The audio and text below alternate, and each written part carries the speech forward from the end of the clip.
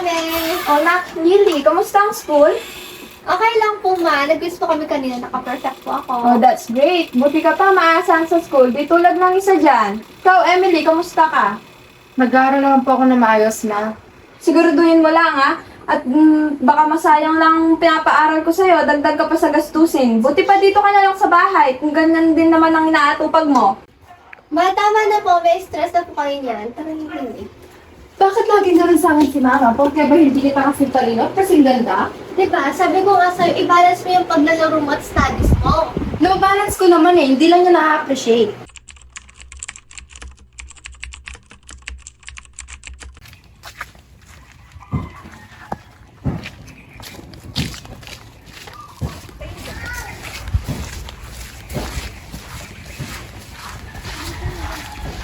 Emily, bakit ngayon ka lang? Kanina pa ako tawag ng tawag sa'yo. Ma, nakipag-ML tournament po ako. Nanalo nga po kami oh. Anhin ko yan. Yan na bang pinagmamalaki mo? Ma, kami po, nag-mall lang po ako. Kasama ko yung friends ko. Tama yan. Bakit si Lily kahit late na umuwi, hindi niyo po pinapagalitan? Bakit po ako papagalitan niyo? Pumasok na lang kayo doon.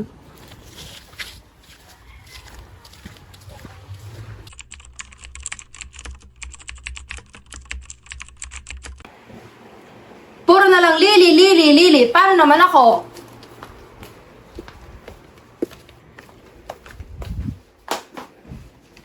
Oh, ano na naman yan? Umagang-umaga, nagdadabog ka. Eh bakit kasi ang unfair na Mama? Pag sa'yo, pwede mong gawin lahat ng gusto mo, tapos sa akin, bawal? Emily, di ko naman kasalanan kung bakit ganito si mama sa akin. Baka mas mahal lang niya ako kesa sa'yo. Eh bakit? Pareho lang naman tayong anak ha. Bakit mas pinapaboran ka niya?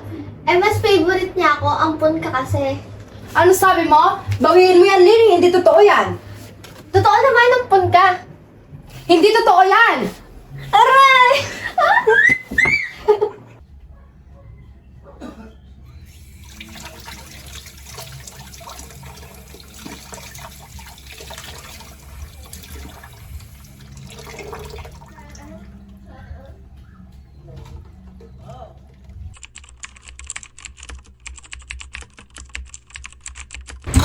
Lumabas na kayo dyan. Kakain na.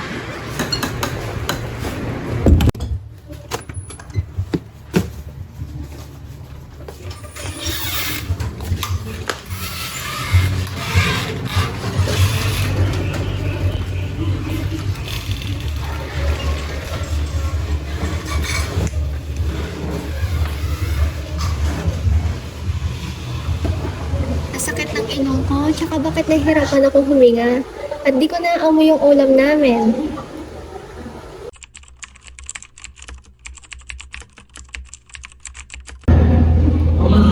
Uy, gets mo ba to? Uy, Lily, ano yung nasa ilong mo? Parang sinisipon ka ba? Parang kanina pa yung fluids na yun. Talaga ba? Wala ako! Guys, talagang natin sa ER.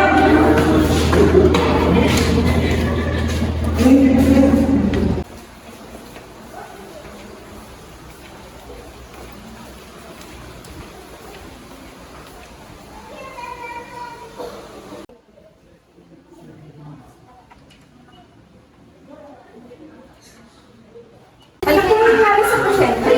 Habang nagkaklase po kami, nakita ko nila na may clear fluid na lumalabas sa itong nakaklase ko. Oh, ilang araw na po yung si patients na lumabas po sa ulo mo? Noong una po, siya 3 days na talaga. Siya naman makakabit sa akin kung lumalabas na siya. Hinayaan ko lang po. Kasi kala ko po dahil sa inyo. Nakaranas ka po ba ng pagkawala ng amoy o di kaya pananakit po ng ilong mo at ulo? Sige po, pasok na lang po tayo dito. Hintayin lang po natin sila.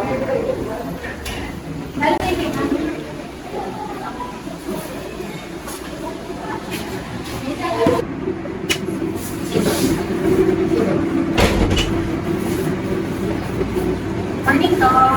Morning. Ang concern po yan?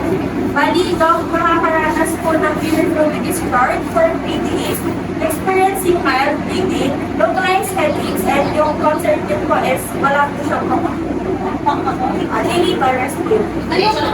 Naghanap sa iyo ba? Tapos, masakit na ba ako ngayon? Opo, tapos. Pagtingin na? So, yung gagawin natin, mag-request muna tayo ng x-ray para malaman natin kung ano talaga gagawin sa iyo mo. Na-fracture ba siya o ano, para malaman natin. Sige po, no. Kaka-order na ng extra. Dito po tayo.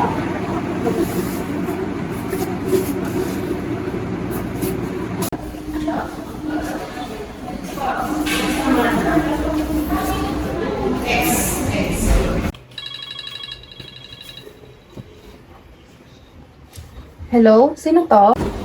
Hello po. Ito po ba yung kapatid ni Lily? Opo, nilalagay po kasi siya sa emergency. Dahil meron lumalabas na clear fluid sa ilong na po. Pwede po kayo pumunta dito.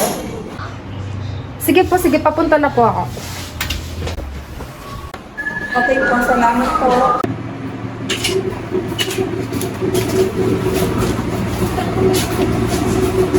Yung ginagawa ko rito. Bakit ka nandito? Na paano ka? Morning. Sino yung kasama ng patient? Ako po, Dok. Nakano po yung kapatid ko? So, nandito na yung x-ray ng kapatid mo, no?